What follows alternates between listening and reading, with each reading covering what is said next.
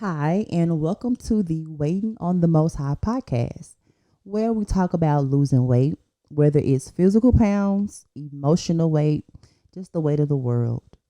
And today, we're going to talk about self reflection and, most importantly, how your own children assist you in that method of self reflection. I was watching a video earlier this week, and it just confirmed that this is really something I needed to talk about because on the video, the guy was saying that the problem with raising children nowadays is that a lot of us don't really want to look at self. And your children are a direct reflection of you.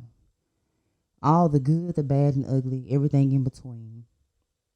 And I've always thought that. I've always had that in mind when it comes to raising my children. Now, at first, I was 19 when I got pregnant. So it wasn't as if I went into it with a plan, which is, even if you have a plan, parenthood is like a different ball game. There's really no certain way to do it. There's no rule book on how to be a parent or how to raise a child. But one common thing I've realized with all five of my children is they make me look at myself in a different light. When it comes down to the compassion I show them, when it comes down to how I punish them and how I react to certain things that they do, it's easier for me because I connected to myself. And I think a lot of us, either we're on two sides of the spectrum. Either we're like so gung-ho about mental health and growing and progression and becoming better people, or we're just so afraid and we run from it. And when it comes to parenting, we really can't run from that self-reflection.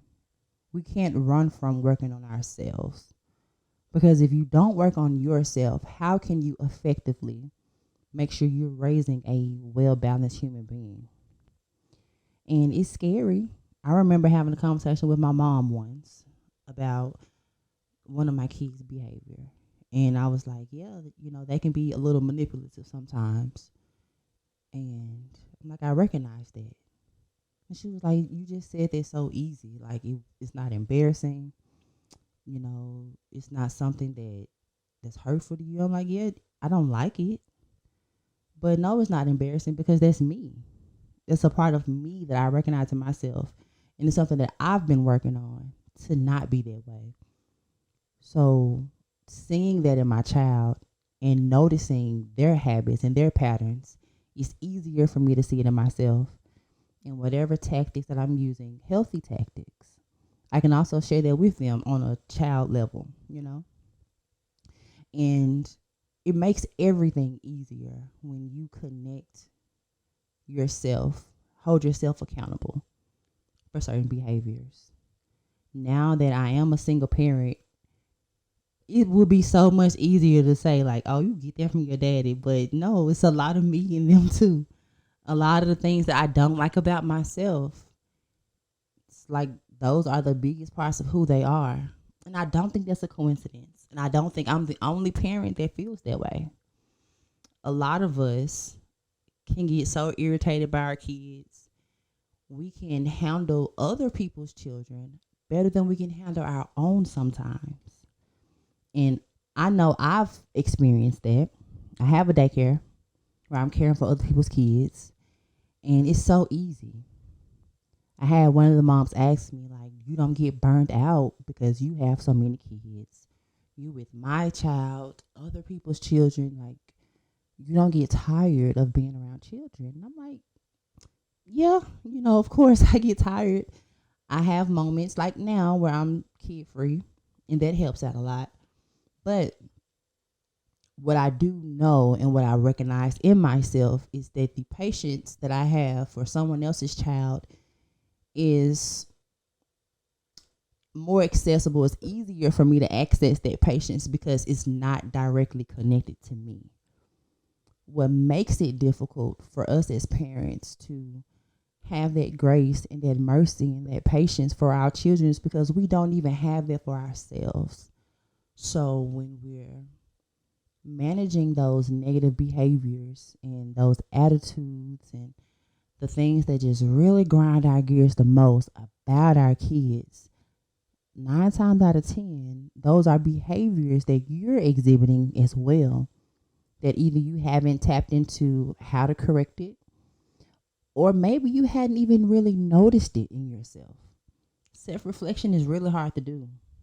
It's really scary to look in the mirror and sit down with yourself and say, hey, I really don't like how I react when I'm in this situation.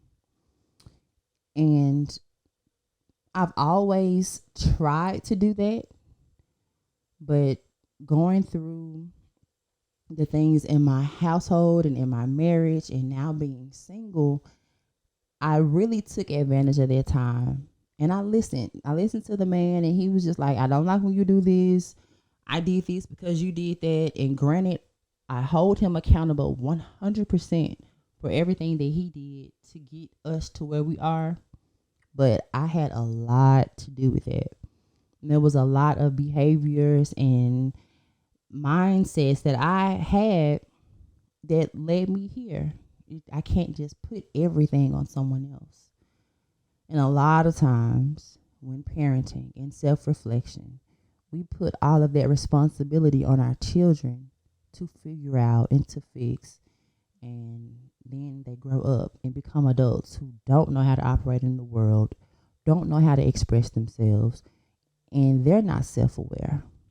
So many of us walking around here and we aren't aware of what we're doing in the world and in our relationships, and whether it's business-wise, personal, friendships, romantic, all these relationships and partnerships that we build, when we come to a stopping point or a fork in the road and things get tough, we don't want to look at ourselves. We want to blame everything for everyone else. And I think that for those of us who have children, it should be easier for us to grow and to learn and to become better people ourselves because of our children. I think that a lot of times that's not spoken of when you're talking about parenting. When you're talking about becoming a parent, you know, people talk about the time you don't have for yourself anymore, you know, the money that you're going to have to spend, and just how everything changes. But the conversation of self-reflection and how your kids force that on you, it's not spoken of enough. And it's not a bad thing, because self-reflection and growth is something that we all should want to do for ourselves anyways. I can say that accepting the fact that my kids are a direct reflection of me makes it easier. And yes, they are their own people. They do have their own personalities. But there's so much of you as a parent in your children. And once we accept that, and once we see that, and once we operate in a position of healing ourselves, parenting is a breeze. I get asked a lot, how do you do? You got 5 kids, you work, you have your own business. Really, the first step, of course, is put God in everything. Like everything I do, even the foolish things that I do, God is still in the back of my mind. But when I put him in the forefront and I operate with him in mind, everything works out so much better. So that's the first thing. But when you tie in that self-reflection when it comes to parenting, you have so much more grace and mercy for your kids because you're healing yourself in the process. When I hug my daughters, it's like I'm hugging me, and it feels so good. I cherish those hugs so much more because I remember times when I was a kid where all I wanted was a hug, and maybe my mom was at work. Not saying I didn't get hugged. She hugged me a lot. But there are times where I might have wanted a level of attention that I just couldn't get at the time. So I take time when I see my kids being extra needy. I'm just like, oh my God, what is going on? Everybody wants a hug. Everybody wants attention. But so do I. We all do. Social media, big thing. We post these pictures. We reach for these likes and comments and all these things. It's because of what? Attention. Even if it's not negative attention, even if it's not necessarily just for your ego, maybe it's for your business. You're still seeking attention. You're still seeking validation. And that's all our kids want. And a lot of times we can't even see that. We just like, oh, you're getting on my nerves. You're being worrisome. No, they need a need met just like you do. And when we connect those things to our parenting styles and when we connect our own healing, everything becomes easier. I'm at so much more peace with myself. I'm learning so much more about myself now that I've connected my healing and my self-reflection to my parenting. So while it may seem like a negative thing because it's tiring and it's hard work, it's definitely a plus. I feel like I got a leg up on the healing game than people who don't got kids because I got 5 little me's running around here reminding me of myself, reminding me of the work that I have to do, reminding me of the healing that I have to do so that I can be the best version of myself for them, for myself, and for the world around me. And in turn, they get a leg up on the healing game because they have a healed or healing parent that's raising them. So many kids are getting in so much trouble nowadays, and it's not because they aren't loved. It's not because they aren't protected at home. It's a lot of kids that come from good backgrounds that still find themselves in a world of trouble. And we wonder like, wow, what went wrong? What happened? It's a tough question to ask, but as a parent, are you working on your healing? That really makes a difference. It really sets a tone for the process in which your kids grow. And, don't feel like it's ever too late. Even if you're watching this and your children are in their 20s and 30s, there's still so much time left, Lord willing, for you to start your process in healing and make that connection with them. Now, as an adult who is a child who's an adult, it may be a little difficult for them to accept it. I don't really read too much like tabloid stuff, but I did see something about the comedian Monique, and her son was like, oh, she just now wanted to start being a mother, whatever. And not to negate anything that young man may have felt growing up or any neglect or whatever he may have felt.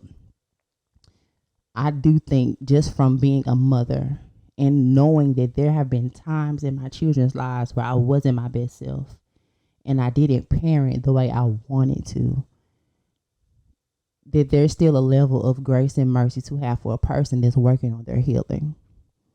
And even if your healing journey doesn't start until you're 60, it's still worth it. And it's still worth sharing that love and sharing that healing with your children. The process is definitely easier for me. I couldn't imagine trying to do all of this self-reflection on my own. Just listening to other people's opinions about me or putting in the effort to actually sit with myself and look at myself. That seems really hard to me. It seems really difficult to just really carve out time in my day to say, okay, Charisma, what's wrong with you today? Versus having a kid run up and do something so ridiculous and so off the wall and be like, you know what? I can really connect that unruly behavior to myself. And then I can immediately go into a process of healing and correcting it, because not only am I correcting it in them, so it doesn't come off as like a harsh punishment, because I'm also doing it for myself. So just a little thing for my parents out there. If you want your parenting to be more gentle parenting, heal yourself. I think that's the biggest key.